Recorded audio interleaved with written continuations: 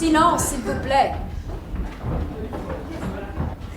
Avec le concours de Jean Negroni, René Clermont, Catherine Georges, Édith Loria, Suzanne Michel, Rosine Favet, Bernard Calais, Bernard Murat, Sabine Ravel, Carole Grove, Jean Bollery, Edith Scott, Marie-Claire Achard, un conte de José Pivin. Fermez vos cahiers.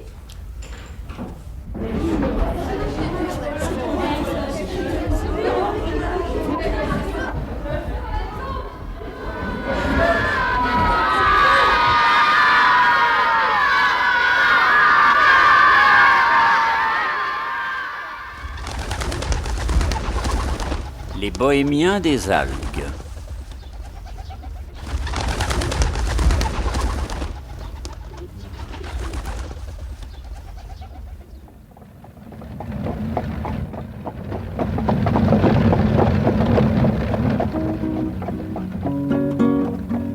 J'ai repeint ma roulotte aux couleurs de l'été, ma maison feuille aux roues ensoleillées. J'écoute la crinière de mon cheval bruissant, clapotis de sabots au parage des routes. Parmi les herbes grêles, sa grasse et sa carotte. Jaillit des sauterelles, s'avance ma roulotte.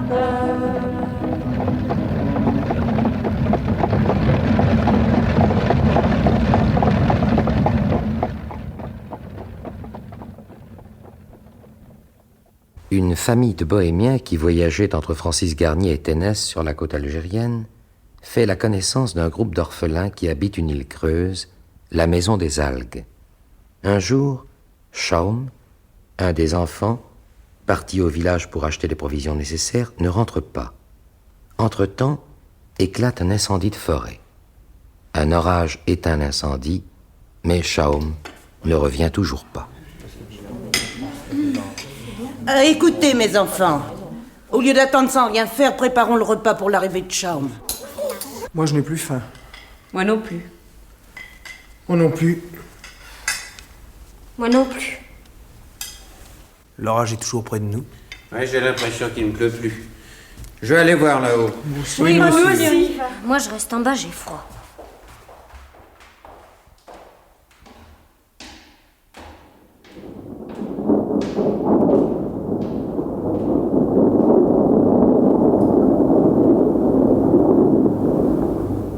S'il n'y avait pas d'éclair, on ne verrait rien. En tout cas, ils permettront à Schaum de retrouver son chemin. Oui, maintenant elle peut traverser la forêt. Si elle a pas peur de la nuit. Schaum, peur? J'ai failli tomber dans l'eau. Les algues sont devenues glissantes. Comme on ne voit pas clair, faites attention. On ne peut pas être plus mouillé que nous le sommes en tombant à la mer. Et d'ailleurs, on sait nager. Et nous pas? Et surtout Lol Michaud. Mais où est-elle? Elle est restée en bas. Elle s'est mise devant une vitre et elle attend le photographe. Cette fois-ci, l'orage s'en va. Oui, il faut attendre le jour avant de se mettre à la recherche de Schaum. Il lui est sûrement arrivé un accident maintenant. Allons, allons. Rentrons dans la maison des algues. Oui, rentre. Oui.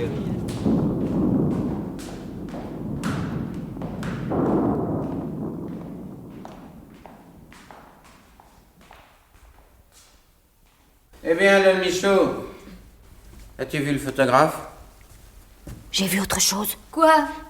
De drôles de poissons, très gros. Ils se sont approchés de la vitre. Ce n'est pas étonnant. Mais ils avaient des bras, avec des mains blanches. Et c'est tout ce que tu as vu? L'eau était trouble. J'ai pas pu distinguer leur tête, mais ils avaient des cheveux longs comme des algues.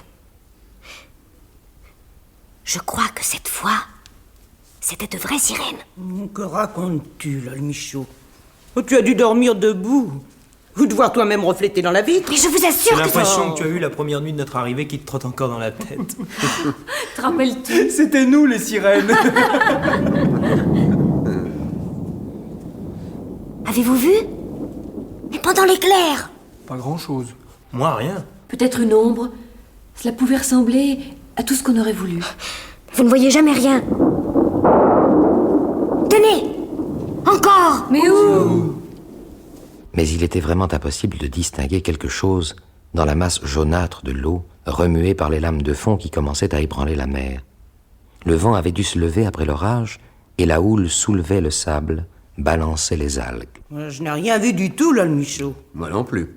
Vous êtes des entêtés! Je vous dis que...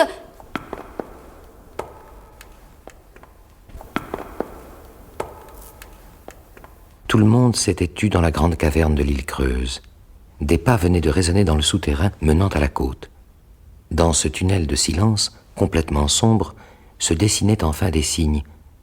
Mais les pas étaient très lourds, très appuyés sur le sol. Écoutez, c'est un homme qui marche. C'est peut-être un ennemi, un de ceux qui ont allumé l'incendie. Le trou de blaireau doit être visible maintenant. Si le feu a brûlé le buisson. Appelons, nous verrons bien si c'est Chaum ou non. Oui, t'as raison. Chaum! Chaum! Chaum! C'est toi! Mais non, si c'était elle, il y a longtemps qu'elle aurait répondu. À moins qu'elle veuille nous faire une surprise. Après cet incendie et l'orage, elle doit pas avoir envie de rire. Il arrive au tournant. Donne-moi mon gourdin. Oui. Je vais aller voir. On va avec vous. Ah non, non, mais sans faire de bruit. Et éteignez tout. Pourquoi? Et parce qu'il doit se guider d'après la lumière de notre lampe. Si c'est un ennemi, il ne saura plus où aller. Oui, ça c'est vrai. Avançons maintenant. Tenez-vous par la main. Et avancez dans le tunnel pour lui barrer la route. Attention.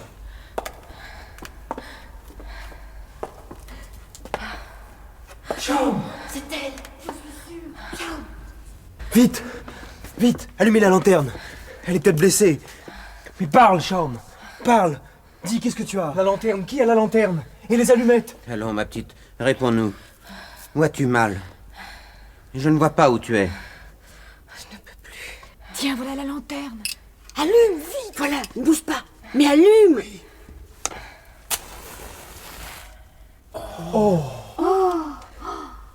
À la lueur vacillante de la lanterne, Chaum venait d'apparaître, très pâle, quoique barbouillé de traces sombres. Le bout de ses cheveux et de ses sourcils était brûlé, et ses yeux bleus n'en paraissaient que plus clairs. Mais ce n'était pas la vue de Chaum, si tourmentée fut-elle, qui avait provoqué l'exclamation de nos amis. Qui est-ce? Il y avait en effet quelqu'un avec Chaum, presque sur Chaum, pourrait-on dire, car la fille aux yeux bleus supportait presque entièrement tout le poids de quelqu'un qui s'appuyait sur elle. Et ce quelqu'un était extraordinaire. On aurait dit un grand poisson vert. Des écailles vertes remontaient jusqu'à la taille de cet être, qui, à partir de là, ressemblait à une fille, pas tout à fait cependant. À la place des oreilles se trouvaient deux larges opercules recouverts eux aussi par les magnifiques écailles vertes qui encadraient un visage de fillette aux yeux mi-clos, plus pâle encore que celui de Chaum, mais lui aussi barbouillé de charbon. Une vraie sirène! Portez-la dans mon lit. Elle est blessée. Je vais la prendre. Là.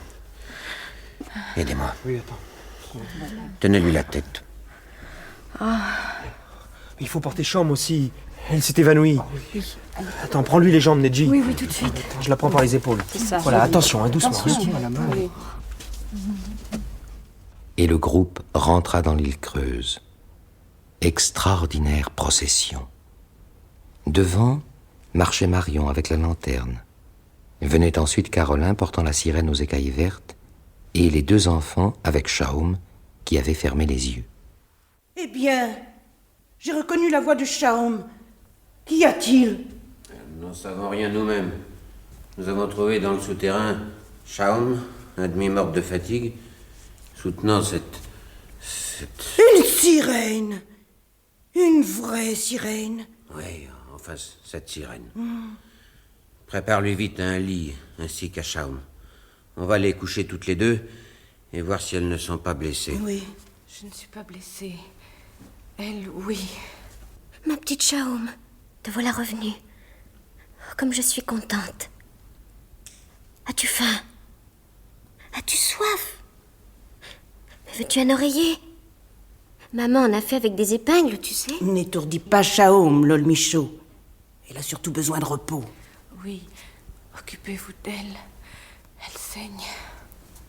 Tous les orphelins, maman bohémienne, Carolin, se penchèrent alors sur la fille aux écailles vertes qu'on avait allongée sur un des lits de fougères. Ses lèvres étaient serrées et presque blanches, ses yeux fermés. Un filet de sang coulait près de sa tempe. Elle respirait pourtant régulièrement, quoique très faiblement. Malgré les traces noires laissées par la forêt incendiée, le visage de la fille aux écailles vertes, elle-même tout entière, avec ses longs cheveux un peu roux, avait gardé une fraîcheur marine. C'était un extraordinaire mélange de fille et de vague.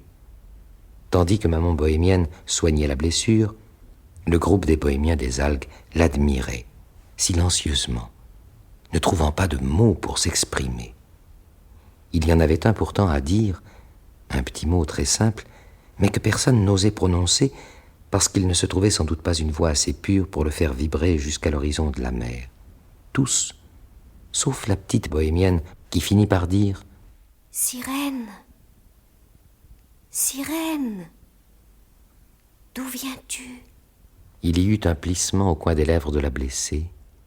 Ses cils remuèrent.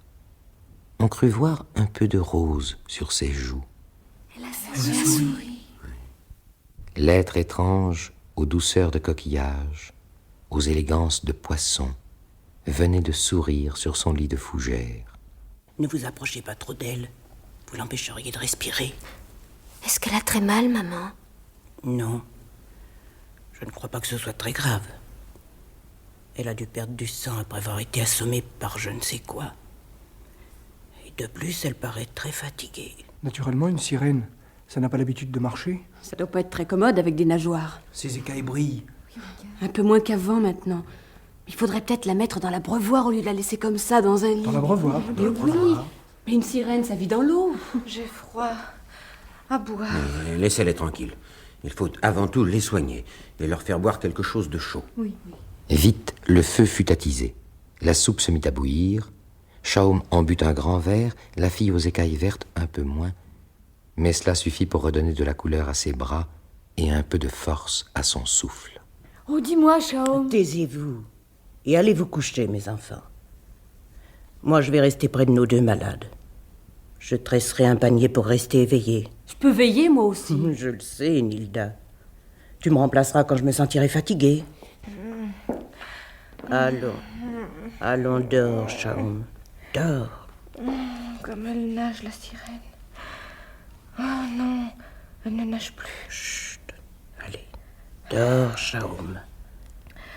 Elle va de nouveau pouvoir nager, ta sirène. Allons, dors. Oh oui, maman bohémienne.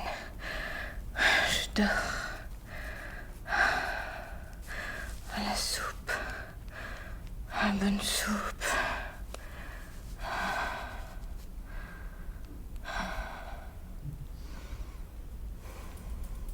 Assise sur une chaise, maman bohémienne tresse un panier. La bougie d'une lanterne éclaire doucement le visage des deux rescapés. Il est environ minuit, quand Shaom se retourne en dormant, puis se réveille. Maman bohémienne, je me sens mieux. Chut. Dors, mon petit. Hier, je n'en pouvais plus. Et la sirène verte? Elle va bien, elle dort.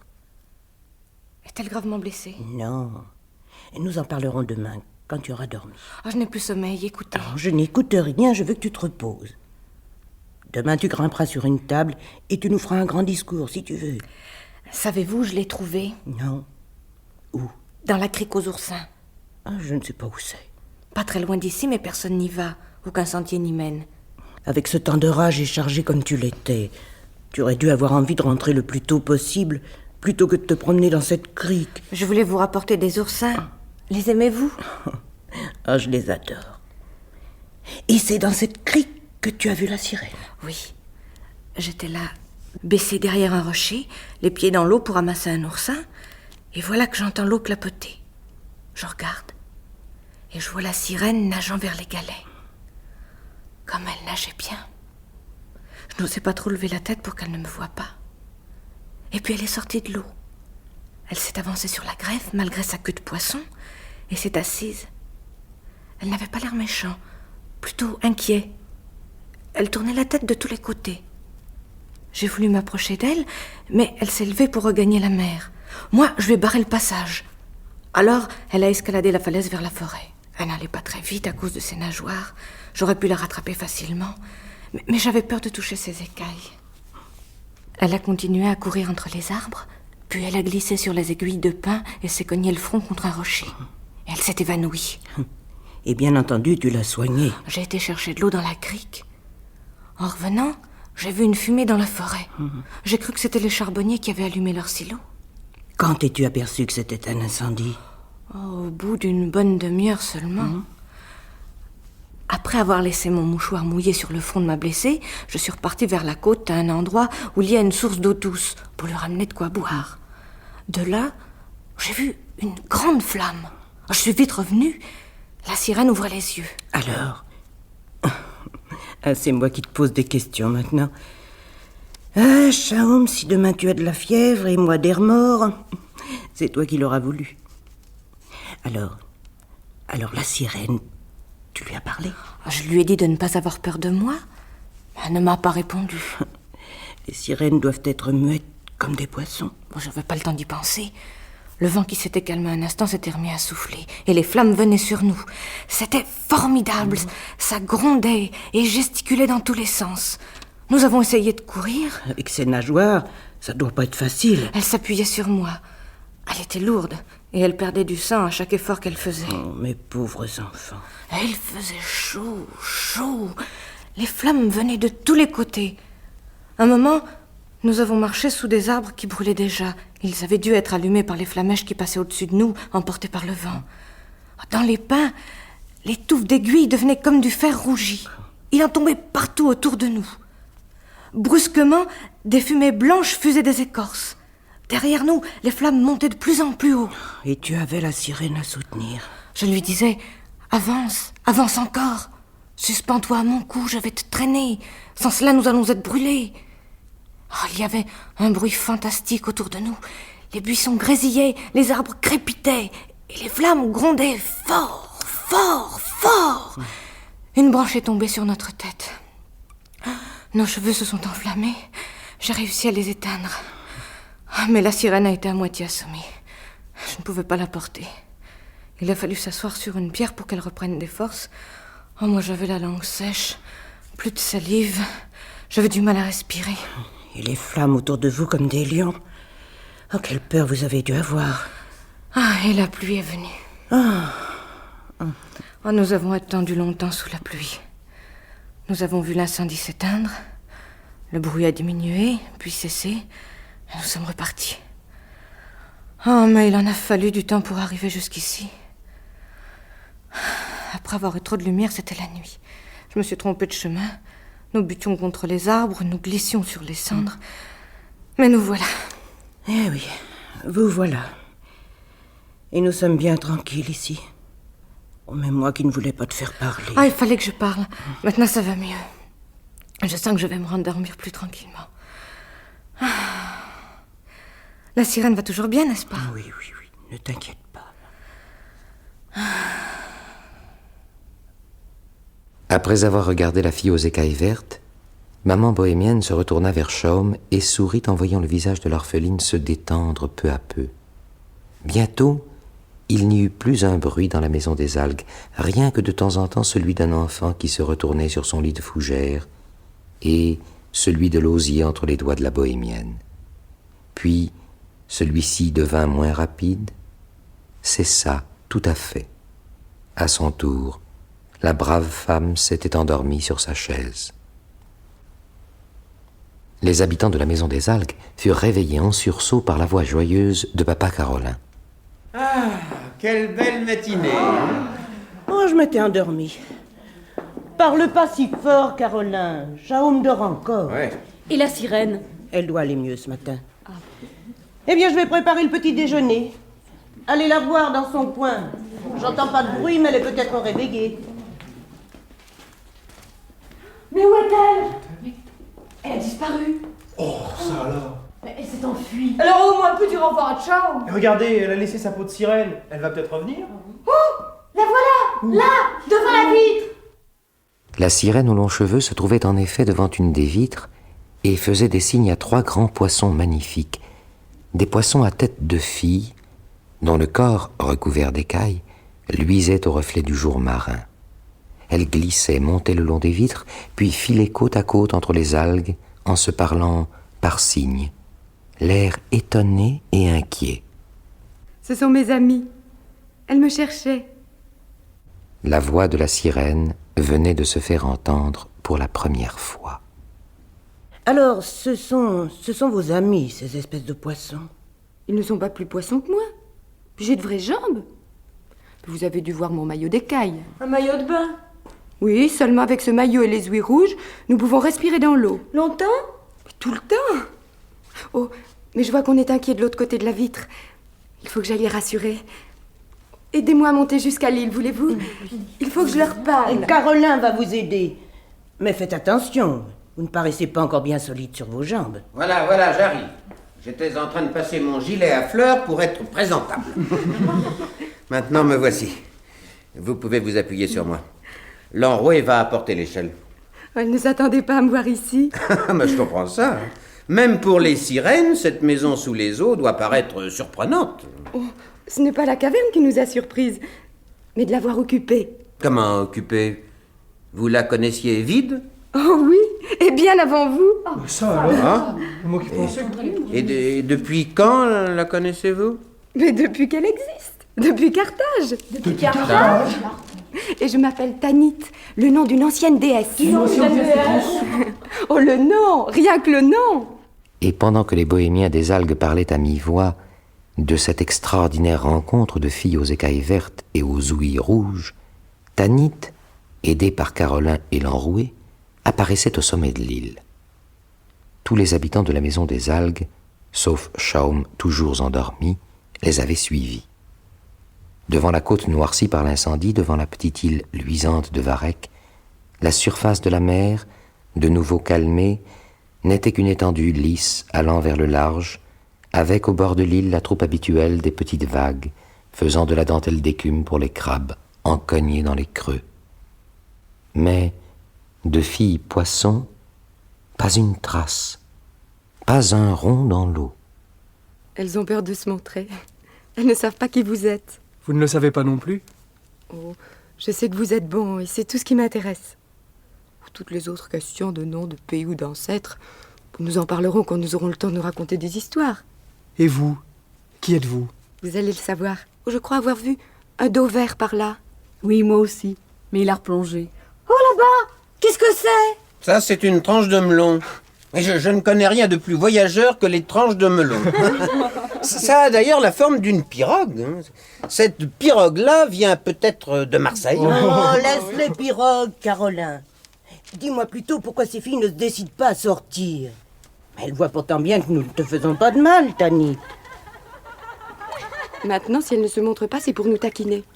Elles passent leur temps à rire. Oui, et bien moi, si ça continue, je vais chercher ma ligne et je mettrai un beau verre à mon hameçon. Et après, je les pêcherai. Oh, les voilà, regarde, les voilà.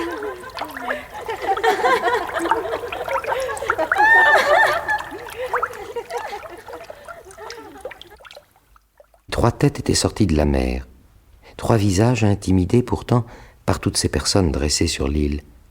Mais Tanit leur faisait signe de venir, et il y eut 3 sillages qui s'arrêtèrent au bord du rocher. Les amis de Tanit se hissèrent ensuite à la force des bras et s'assirent, nageoires baignant encore dans l'eau. Ils paraissaient soucieux. Tanit leur parla. Ils ont trouvé l'île creuse. Oh, ça devait arriver un jour ou l'autre. Oh, nous n'avons d'ailleurs pas à nous en plaindre, car si ces gens-là n'avaient pas habité la maison des algues, j'aurais été prise par l'incendie. Venez. Eh ben, les sirènes, vous avez une façon de dire bonjour. J'ai bien envie de vous renvoyer dans l'eau en vous donnant un bon coup de pied dans le derrière. Gibier de courbouillon. Il ne faut pas leur en vouloir. Chez nous, ils sont gardiens des portes de la ville. Mais où habitez-vous? Nous leur demanderons ça en déjeunant. Voulez-vous venir avec nous, Tanit? Oui. Lilimane, Gulus, Jean-Nibal, venez.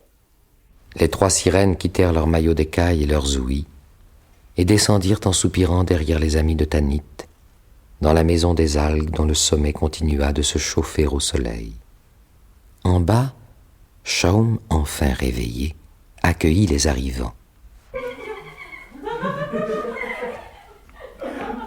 Oh, vous en faisiez du bruit là-haut. J'avais presque envie de monter, mais j'étais en train de faire le café pour tout le monde. Voilà celle qui m'a sauvée, mes amis. On l'appelle Shaum, je crois. Shaum, voici Lilimon. Et voilà Gulus. À partir d'aujourd'hui, nous sommes tes amis. Et je t'assure que cela signifie quelque chose pour nous, être des amis. Dans notre pays... Oh, quel est votre pays? Dites, quel est votre pays? Quel est votre pays? Mais voyons, Nedji, ne sois pas si pressé. Tu vas tout connaître dans un instant, en prenant le café. Il est chaud. Quant au beurre, il a fondu. Et a coulé entre les traces de mon panier. Il sent le jambon fumé. Il n'y avait pas assez de tables et de tabourets pour tout le monde, mais on s'assit un peu n'importe où, même sur les marches de la roulotte, et tout en buvant le café, en mangeant des tartines au beurre fumé, on écouta l'histoire des êtres aux écailles vertes qui avaient réussi à vivre dans l'eau, comme des poissons. Nos ancêtres sont venus, il y a plus de 3000 ans, sur les côtes d'Afrique pour fonder des villes de marchands.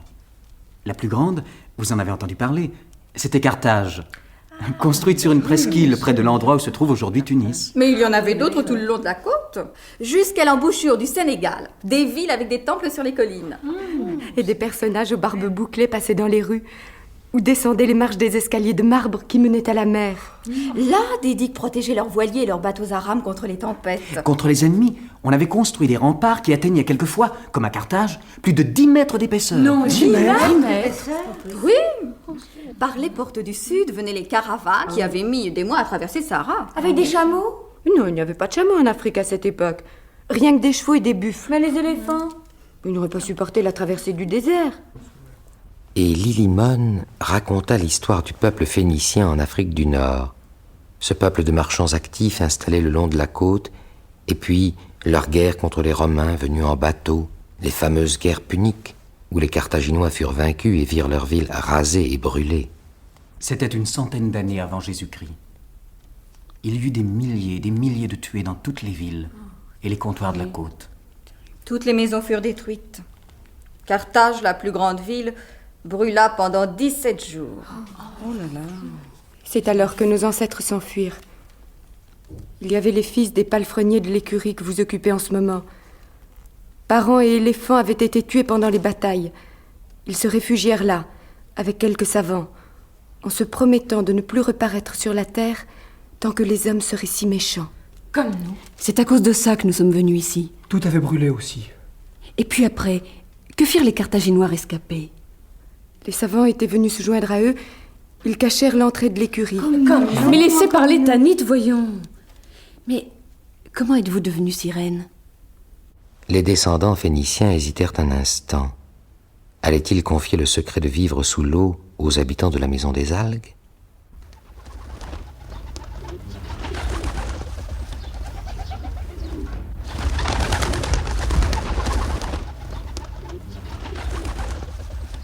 Vous venez d'entendre Fermez vos cahiers. Avec le concours de Jean Negroni, René Clermont, Catherine Georges, Édith Loria, Suzanne Michel, Rosine Favet, Bernard Calais, Bernard Murat, Sabine Ravel, Carole Grove, Jean Bollery, Edith Scob, Marie-Claire Achard. Chef opérateur du son, Françoise Didier. Collaboration technique, Josette Morin. Assistant, Daniel Long.